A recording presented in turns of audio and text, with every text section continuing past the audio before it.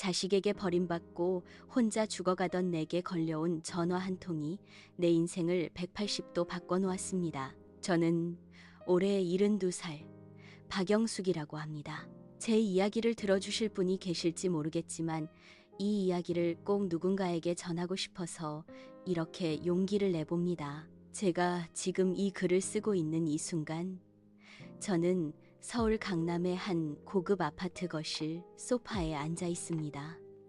창밖으로는 한강이 보이고 제 옆에는 따뜻한 차 한 잔이 놓여 있습니다. 하지만 불과 1년 전만 해도 저는 서울 외곽의 허름한 반지하 원룸에서 곰팡이 냄새를 맡으며 하루하루를 연명하고 있었습니다. 자식들에게 버림받고 병원비도 없어서 통증을 참으며 그저 조용히 죽음을 기다리고 있었습니다. 그런 제게 어느 날 전화 한 통이 걸려왔습니다. 그 전화 한 통이 제 인생을 완전히 바꿔놓았습니다. 믿기 힘드시겠지만 이것은 실제로 제게 일어난 일입니다. 제 인생은 한때 정말 빛났습니다. 저는 1970년대 초 25살에 서울의 한 대학병원에서 간호사로 일했습니다. 그곳에서 젊은 의사였던 남편을 만났습니다. 우리는 사랑에 빠졌고 1975년에 결혼했습니다. 결혼 후 저는 병원을 그만두고 전업주부가 되었습니다. 남편의 수입만으로도 충분했고 저는 아이들을 키우는데 전념하고 싶었습니다. 1976년에 첫째 아들 민준이를, 1978년에 둘째 딸 수진이를 낳았습니다. 저는 아이들에게 최고의 교육을 시켜주고 싶었습니다. 남편은 병원에서 승승장구했고 1980년대 중반에는 자신의 개인 병원을 개원했습니다. 우리 가족은 강남의 아파트로 이사했고 경제적으로 여유로운 삶을 살았습니다. 저는 아이들의 교육에 모든 것을 쏟아부었습니다. 민준이는 서울대 의대에 진학했고 수진이는 연세대 경영학과를 졸업했습니다. 두 아이 모두 제 자랑이었습니다. 민준이는 아버지의 뒤를 이어 의사가 되었고 수진이는 대기업에 취직했습니다. 저는 행복했습니다. 하지만 그 완벽함은 오래가지 못했습니다. 2015년 제 남편이 갑자기 쓰러졌습니다. 심근경색이었습니다. 병원으로 급히 옮겼지만 남편은 의식을 회복하지 못한 채 사흘 만에 세상을 떠났습니다. 저는 충격에 빠졌습니다. 남편은 제 인생의 전부였습니다. 40년을 함께 산 동반자를 하루아침에 잃은 저는 세상이 무너지는 것 같았습니다. 장례를 치르는 동안 저는 아이들이 곁에 있어 위안이 되었습니다. 민준이는 엄마, 걱정하지 마세요. 제가 다 챙길게요. 라고 말했고 수진이는 엄마, 우리가 있잖아요. 라고 위로했습니다. 하지만 장례가 끝나고 며칠 후 민준이가 저를 찾아왔습니다. 그의 표정은 심각했습니다. 엄마, 아버지 병원 재정 상태를 확인해 봤는데요. 어떻게 됐니? 생각보다 상황이 안 좋아요. 아버지가 몇 년 전부터 병원 운영이 어려워지면서 빚을 많이 내셨더라고요. 빚? 얼마나? 약 15억 원 정도요. 저는 그 말을 듣고 정신이 아찔했습니다. 15억? 그런 큰 돈을 어떻게 갚는단 말입니까? 민준이는 계속 말했습니다. 병원을 팔면 빚을 갚을 수 있을 거예요. 하지만 그러면 남는 게 거의 없을 것 같아요. 이 집도 담보로 잡혀 있어서 집도 팔아야 할 것 같고요. 저는 눈앞이 캄캄했습니다. 남편이 세상을 떠난 것도 슬픈데 이제 집까지 잃어야 한다니. 엄마, 일단 병원이랑 집을 정리하고 엄마는 작은 집으로 이사하시는 게 어떨까요? 제가 도와드릴게요. 저는 고개를 끄덕였습니다. 다른 선택의 여지가 없었습니다. 2016년 초 저는 강남의 아파트를 떠나 서울 외곽의 작은 빌라로 이사했습니다. 병원과 집을 팔아서 빚을 갚고 나니 약 3억 원이 남았습니다. 저는 2억 원으로 작은 빌라를 샀습니다. 그 돈으로 생활하기에는 빠듯했지만 국민연금도 조금 나왔고 아끼면 살 수 있을 것 같았습니다. 민준이와 수진이는 가끔 찾아와서 용돈을 주기도 했습니다. 저는 아이들이 고마웠습니다. 그들이 제 곁에 있다는 것만으로도 위안이 되었습니다. 하지만 시간이 지나면서 아이들의 방문은 점점 뜸해졌습니다. 민준이는 엄마, 요즘 병원이 너무 바빠서요. 자주 못 뵐 것 같아요. 라고 말했고, 수진이는 엄마, 회사 일이 너무 많아서요. 주말에도 출근해야 해요. 라고 했습니다. 저는 이해했습니다. 아이들도 각자의 삶이 있으니까요. 하지만 외로움은 점점 커져갔습니다. 여러분은 어떻게 생각하시나요? 가족이 어려울 때 여러분이라면 어떻게 하셨을까요? 댓글로 달아주세요. 2018년, 제게 또 다른 시련이 찾아왔습니다. 어느 날 아침, 소변에 피가 섞여 나왔습니다. 병원에서 방광암 초기 진단을 받았고 빨리 수술해야 한다고 했습니다. 저는 민준이에게 전화했습니다. 민준아, 엄마가 방광암이래 수술해야 한대. 네? 엄마, 괜찮으세요? 언제 검사 받으셨어요? 오늘 병원 갔다가 알았어. 의사가 빨리 수술하래. 알겠어요. 엄마, 제가 병원 알아볼게요. 걱정하지 마세요. 민준이는 자신이 아는 대학병원에 저를 입원시켜 주었고 수술은 성공적으로 끝났습니다. 하지만 수술비와 입원비로 약 2천만 원이 들었습니다. 저는 은행에 있던 예금에서 돈을 빼서 병원비를 냈습니다.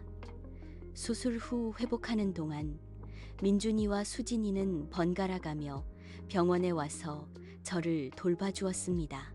저는 아이들이 정말 고마웠습니다. 하지만 퇴원 후 저는 경제적으로 더욱 어려워졌습니다. 예금이 줄어들면서 이자 수입도 줄었고 항암 치료와 정기 검진 비용도 만만치 않았습니다. 저는 민준이에게 조심스럽게 말했습니다. 민준아, 엄마가 미안한데 생활비가 좀 부족해서 그러는데 조금만 도와줄 수 있을까? 민준이는 잠시 침묵하다가 말했습니다. 엄마, 저도 요즘 형편이 안 좋아요. 병원 운영이 생각보다 어렵고 아이들 교육비도 많이 들어가고 죄송하지만 당장은 어려울 것 같아요. 저는 실망했지만 아들도 어려운 상황이라면 어쩔 수 없다고 생각했습니다. 수진이에게도 전화했습니다. 수진아, 엄마가 미안한데 엄마 무슨 일이세요? 생활비가 좀 부족해서 그러는데 조금만 도와줄 수 있을까? 수진이도 난색을 표했습니다. 엄마, 저도 요즘 회사에서 구조조정 이야기가 나오고 있어서 불안해요. 남편도 사업이 안 되고 있고 정말 죄송해요. 저는 아이들을 탓할 수 없었습니다. 그들도 각자의 어려움이 있을 테니까요. 2019년, 저는 살던 빌라를 팔았습니다. 생활비가 계속 부족했고 병원비도 감당하기 어려웠습니다. 빌라를 팔아서 나온 2억 원으로 서울 외곽의 반지하 원룸을 월세로 얻었습니다. 보증금 3천만 원에 월세 50만 원이었습니다. 남은 돈 1억 7천만 원으로는 생활하기 빠듯했습니다. 예금을 조금씩 깨서 생활했습니다. 하루 한 끼를 때우는 날도 많았고 병원 가는 것도 최대한 미뤘습니다. 민준이와 수진이는 이제 거의 연락이 없었습니다.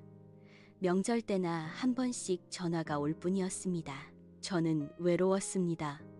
반지하 원룸은 춥고 습했고 곰팡이 냄새가 코를 찔렀습니다. 창문 밖으로는 사람들의 다리만 보였고 햇빛은 거의 들어오지 않았습니다. 저는 가끔 생각했습니다. 내가 왜 이렇게 살아야 하지? 평생 열심히 살았는데 왜 이런 대우를 받아야 하지? 하지만 저는 아이들을 원망하지 않으려고 애썼습니다. 그들도 각자의 삶이 있고 어려움이 있을 거라고 스스로를 위로했습니다. 2020년 코로나19 팬데믹이 시작되었습니다. 세상은 혼란에 빠졌고 저는 더욱 고립되었습니다. 외출하기도 무서웠고 병원 가는 것도 꺼려졌습니다. 저는 하루 종일 반지하 방에 갇혀 지냈습니다. 그해 가을, 저는 다시 건강에 이상을 느꼈습니다. 기침이 계속 나고 숨쉬기가 힘들었습니다. 병원에 가고 싶었지만 코로나 때문에 두려웠고 병원비도 걱정이었습니다. 저는 참았습니다. 그냥 감기려니 하고 넘겼습니다. 하지만 증상은 점점 악화되었습니다. 2021년 초, 저는 더 이상 참을 수 없어서 병원에 갔습니다. 검사 결과 폐렴이었고 방광암이 재발했다는 소식도 들었습니다. 게다가 암이 다른 장기로 전이되었다고 했습니다. 의사는 심각한 표정으로 말했습니다. 박 여사님, 상태가 좋지 않습니다. 항암 치료를 받으셔야 하는데 비용이 상당히 들 거예요. 그리고 솔직히 말씀드리면 완치는 어려울 것 같습니다. 시간을 조금이라도 더 벌기 위한 치료라고 보시면 됩니다. 저는 그 말을 듣고 절망했습니다. 완치도 안 되는 치료에 큰 돈을 쓸 여력이 없었습니다. 인생에서 가장 절망적이었던 순간이 있으셨나요? 그 순간을 어떻게 극복하셨는지 댓글로 달아주세요. 여러분의 이야기가 다른 누군가에게 희망이 될 수 있습니다. 치료 안 하면 어떻게 되나요? 아마 길어야 1년 정도 사실 수 있을 겁니다. 저는 고개를 끄덕였습니다. 알겠습니다. 치료는 안 받겠습니다. 의사는 놀란 표정을 지었지만 더 이상 말하지 않았습니다. 저는 병원을 나와 집으로 돌아왔습니다. 반지하 방에 누워서 저는 생각했습니다. 이제 끝이구나. 이렇게 외롭게 아무도 모르게 죽는구나. 민준이와 수진이에게 전화했습니다. 민준아, 엄마가 할 말이 있어. 네, 엄마 무슨 일이세요? 엄마가 암이 재발했어. 의사가 1년 정도 남았대. 전화기 너머로 침묵이 흘렀습니다. 엄마, 그게 무슨 말씀이세요? 치료는 안 받을 거야. 돈도 없고 완치도 안 된대. 그냥 조용히 가려고. 엄마, 그런 말씀하지 마세요. 제가 뭐라도 해볼게요. 하지만 민준이의 목소리에는 확신이 없었습니다. 수진이에게도 같은 말을 했습니다. 수진이는 울먹이며 말했습니다. 엄마, 어떡해요? 제가 도와드리고 싶은데 저도 지금 형편이 너무 안 좋아요. 남편 사업이 완전히 망해서 빚만 남았어요. 저는 아이들을 위로했습니다. 괜찮아. 엄마는 이제 충분히 살았어. 너희들은 너희 삶 잘 살아. 전화를 끊고 저는 눈물을 흘렸습니다. 하지만 아이들을 원망하지는 않았습니다. 그저 제 인생이 이렇게 끝나는 것이 슬플 뿐이었습니다. 그 후 몇 달 동안 저는 하루하루를 연명했습니다. 통증은 점점 심해졌고 밥도 제대로 먹지 못했습니다. 민준이와 수진이는 가끔 전화만 했을 뿐 찾아오지는 않았습니다. 2021년 여름, 저는 거의 침대에서 일어나지 못할 정도로 약해졌습니다. 화장실 가는 것조차 힘들었고 하루 종일 누워서 천장만 바라봤습니다. 이제 정말 끝이구나. 저는 그렇게 생각했습니다. 아무도 모르게 조용히 이 반지 하방에서 죽을 거라고. 그런데 그때 전화벨이 울렸습니다. 믿기 힘든 반전이죠. 여러분도 인생에서 예상치 못한 기적 같은 순간을 경험하신 적 있으신가요? 댓글로 달아주세요. 저는 힘겹게 몸을 일으켜 전화기를 집어들었습니다. 여보세요? 박영숙 여사님 맞으신가요? 낯선 남자의 목소리였습니다. 네, 그런데요. 누구세요? 저는 법무법인 정의의 변호사 김철수라고 합니다. 여사님께 중요한 소식이 있어서 연락드렸습니다. 저는 순간 긴장했습니다. 무슨 사기 전화가 아닐까 싶었습니다. 무슨 일이신데요? 혹시 고 김동철 회장님을 아십니까? 김동철? 그 이름을 듣는 순간 저는 깜짝 놀랐습니다. 김동철은 제가 젊었을 때 병원에서 만난 환자였습니다. 1974년 그는 교통사고로 중상을 입고 병원에 실려왔고 저는 그를 담당한 간호사였습니다. 당시 김동철은 가난한 청년이었습니다.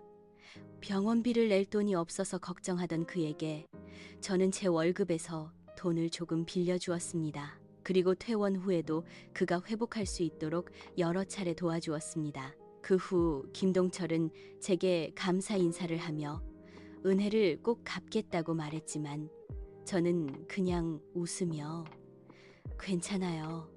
빨리 건강 회복하세요. 라고 했습니다. 그 후 저는 그를 다시 만나지 못했고 그의 존재를 거의 잊고 살았습니다. 김동철. 네, 기억나요. 그런데 그분이 어떻게 되셨나요? 김동철 회장님께서 지난달에 돌아가셨습니다. 그런데 유언장에 여사님의 이름이 있습니다. 네? 제 이름이요? 네. 회장님께서 여사님께 유산을 남기셨습니다. 자세한 내용은 직접 만나서 말씀드리고 싶은데 내일 저희 사무실로 오실 수 있으신가요? 저는 믿을 수 없었습니다. 유산? 김동철이 저에게 유산을 남겼다고? 정말인가요? 네, 여사님, 진심입니다. 내일 오전 10시에 저희 사무실로 오시면 모든 것을 설명해 드리겠습니다. 변호사는 주소를 알려주고 전화를 끊었습니다. 저는 전화기를 내려놓고 멍하니 앉아 있었습니다. 이게 꿈인가 싶었습니다. 다음 날 저는 온 힘을 다해 몸을 일으켰습니다. 오랜만에 밖으로 나가는 것이었습니다. 거울을 보니 제 모습은 형편없었습니다. 뼈만 앙상하게 남은 얼굴, 희끗희끗한 머리카락, 주름투성이 피부하지만 저는 최대한 단정하게 옷을 입고 법무법인으로 향했습니다. 법무법인은 강남의 한 고층 빌딩에 있었습니다. 저는 엘리베이터를 타고 20층으로 올라갔습니다. 변호사 김철수는 50대 중반의 신사였습니다. 그는 저를 보자마자 정중하게 인사했습니다. 박영숙 여사님, 오시느라 수고하셨습니다. 앉으시죠. 저는 의자에 앉았고 변호사는 서류 몇 장을 꺼내 보여주었습니다. 여사님, 김동철 회장님께서 작성하신 유언장입니다.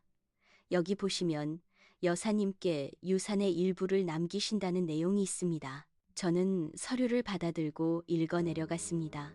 그리고 그 내용을 보고 눈물이 났습니다. 유언장에는 이렇게 적혀 있었습니다.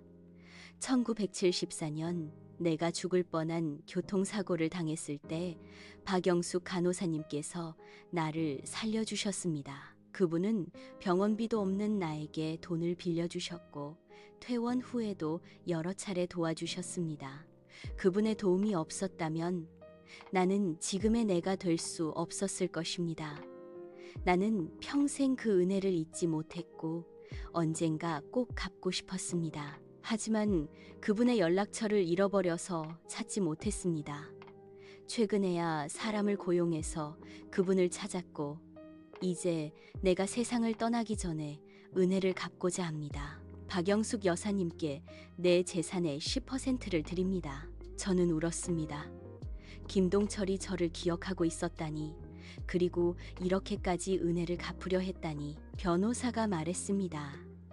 김동철 회장님은 대한민국 굴지의 건설 회사를 운영하셨던 분입니다.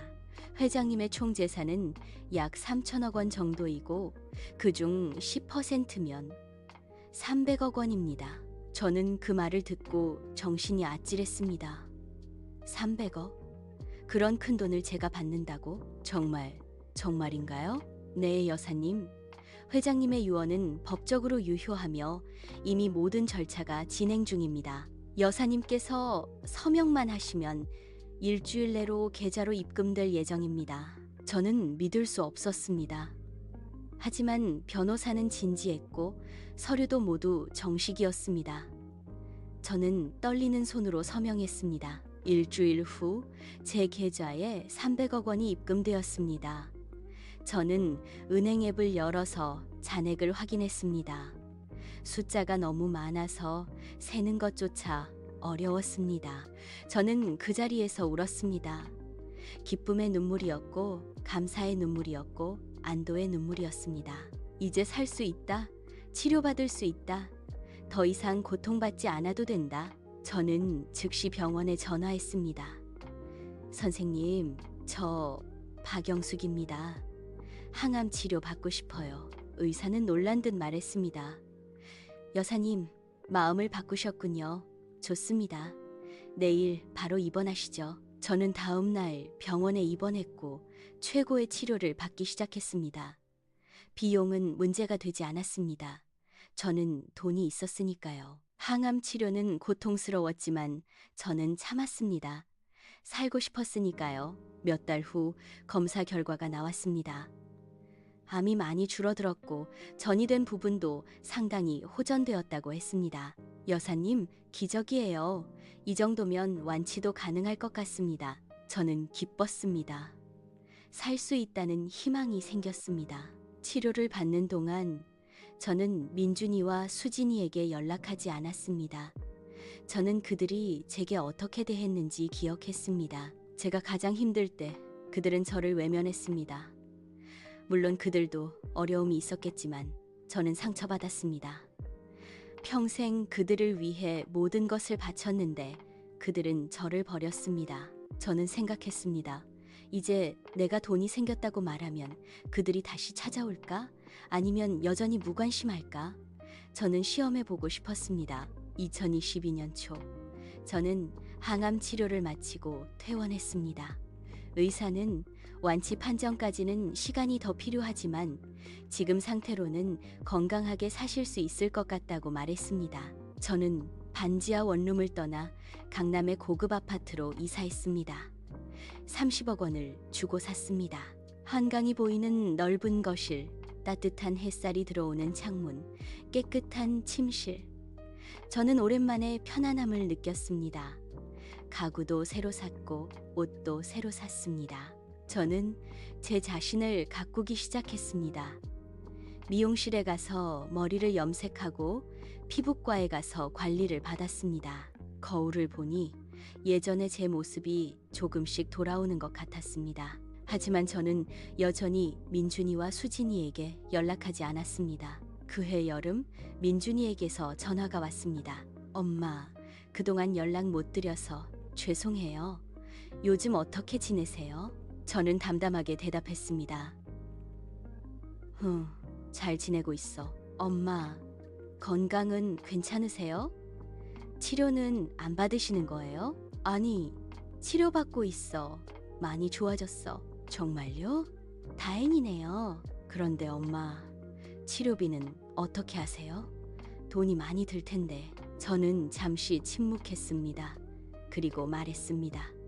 그건 네가 걱정할 일이 아니야. 엄마, 무슨 말씀이세요? 제가 도와드릴 수 있으면 도와드리고 싶어요. 이제 와서? 내가 가장 힘들 때는 어디 있었니? 민준이는 말문이 막혔습니다. 엄마, 죄송해요. 저도 형편이 안 좋아서. 형편이 안 좋으면 어머니를 버려도 되는 거니? 난 네가 그렇게 배운 적 없는데. 엄마, 그게 아니라. 저는 전화를 끊었습니다. 며칠 후 수진이에게서도 전화가 왔습니다. 엄마, 오빠한테 들었어요.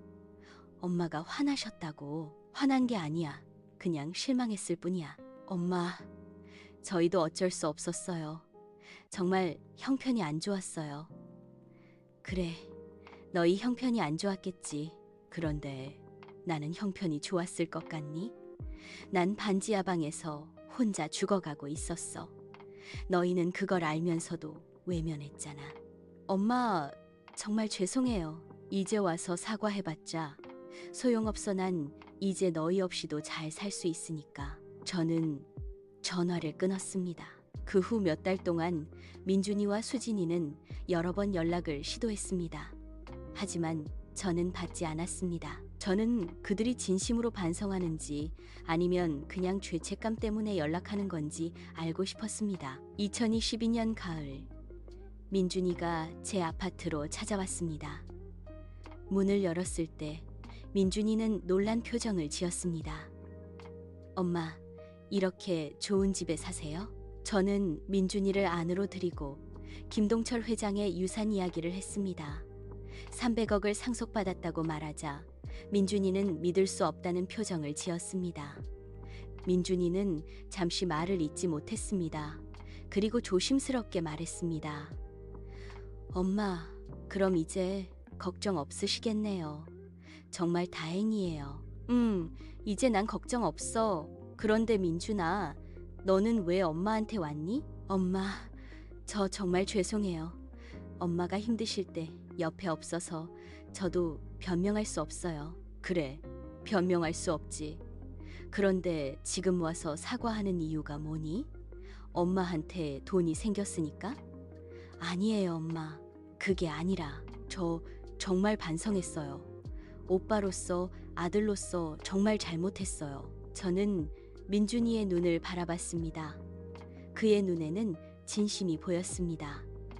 여러분이라면 자식들을 용서하셨을까요? 아니면 다른 선택을 하셨을까요? 솔직한 의견을 댓글로 달아주세요. 민준아, 엄마는 네가 다시 찾아올 거라고 생각했어. 하지만 엄마한테 돈이 생기기 전에 왔어야 했어. 그래야 진심이라고 믿을 수 있지. 엄마, 정말 죄송해요. 민준이는 울었습니다. 저는 그의 눈물을 보며 마음이 흔들렸습니다. 하지만 저는 참았습니다. 민준아, 엄마는 아직 너를 용서할 수 없어. 시간이 필요해. 네, 엄마 알겠어요. 기다릴게요. 민준이는 일어나서 나갔습니다. 며칠 후 수진이도 찾아왔습니다. 수진이는 민준이와 비슷한 반응을 보였고 역시 사과했습니다. 엄마, 저 정말 잘못했어요. 엄마를 버린 거나 마찬가지였어요. 수진아, 넌 엄마가 힘들 때 어디 있었니? 엄마 저도 힘들었어요. 남편 사업이 망하고 빚에 쪼들리고 그래, 너도 힘들었겠지. 하지만 엄마는 더 힘들었어. 혼자 죽어가고 있었어. 엄마, 정말 죄송해요. 수진이도 울었습니다. 저는 그녀를 보며 마음이 아팠습니다. 하지만 저는 쉽게 용서할 수 없었습니다. 수진아, 엄마는 시간이 필요해. 너희가 진심으로 반성하는지 보고 싶어. 네, 엄마 알겠어요. 수진이도 나갔습니다. 그 후 1년 동안 민준이와 수진이는 꾸준히 저를 찾아왔습니다. 그들은 더 이상 돈 이야기를 하지 않았고 주말마다 찾아와서 제 곁에 있으려 노력했습니다. 시간이 지나면서 그들이 진심이라는 것을 느낄 수 있었습니다. 2023년 여름, 저는 민준이와 수진이를 불러서 말했습니다. 민준아, 수진아, 엄마가 너희를 용서할게. 두 사람은 놀란 표정을 지었습니다. 엄마, 너희가 잘못한 건 맞아. 하지만 엄마도 너희를 이해해. 사람은 완벽하지 않으니까. 너희도 각자의 어려움이 있었을 거야. 엄마, 정말 감사해요. 하지만 한 가지 약속해줘. 앞으로는 엄마를 외면하지 마. 돈이 있든 없든 엄마는 너희 어머니야. 네, 엄마 약속할게요. 우리는 껴안고 울었습니다. 그 후 저는 남은 삶을 의미 있게 살기로 결심했습니다. 저는 200억 원을 자선단체에 기부했습니다. 가난한 환자들을 위한 병원비 지원, 독거노인을 위한 복지시설, 장학금 사업 등에 사용하도록 했습니다. 김동철 회장이 저에게 준 돈은 저 혼자만을 위한 것이 아니라고 생각했습니다. 그분이 저에게 받은 은혜를 갚고자 했듯이 저도 다른 사람들에게 은혜를 베풀고 싶었습니다. 남은 100억 원으로는 제 삶을 편안하게 유지하고 민준이와 수진이에게도 조금씩 도움을 주었습니다. 하지만 큰 돈을 주지는 않았습니다. 그들이 스스로 살아갈 수 있도록, 그리고 돈의 소중함을 알 수 있도록 하기 위해서였습니다. 2024년 저는 완치 판정을 받았습니다. 의사는 기적이에요. 여사님, 이제 건강하게 오래 사실 수 있을 거예요. 라고 말했습니다. 저는 기뻤습니다. 살아있다는 것이 감사했습니다. 저는 이제 74살입니다. 젊지는 않지만 건강하고 행복합니다. 민준이와 수진이는 자주 찾아오고 손주들도 데려옵니다. 저는 손주들과 시간을 보내는 것이 즐겁습니다. 가끔 저는 생각합니다. 만약 그 전화가 오지 않았다면 나는 어떻게 되었을까? 아마 저는 반지 하방에서 외롭게 죽었을 것입니다. 아무도 모르게 조용히. 하지만 김동철 회장의 전화 한 통이 제 인생을 완전히 바꿔놓았습니다. 그 한 통의 전화가 저에게 새로운 삶을 주었습니다. 저는 가끔 김동철 회장의 묘소를 찾아갑니다. 묘비 앞에 꽃을 놓고 손을 모아 기도합니다. 회장님, 감사합니다. 제가 했던 작은 도움을 이렇게까지 크게 갚아주시다니. 저는 평생 회장님을 잊지 않을 거예요. 저는 그것이 회장님의 대답이라고 느꼈습니다. 여러분, 제 이야기를 들어주셔서 감사합니다. 저는 이 이야기를 통해 여러분께 말씀드리고 싶습니다. 인생은 정말 예측할 수 없습니다. 어제는 절망이었지만 오늘은 희망이 될 수 있습니다. 포기하지 마세요. 끝까지 살아보세요.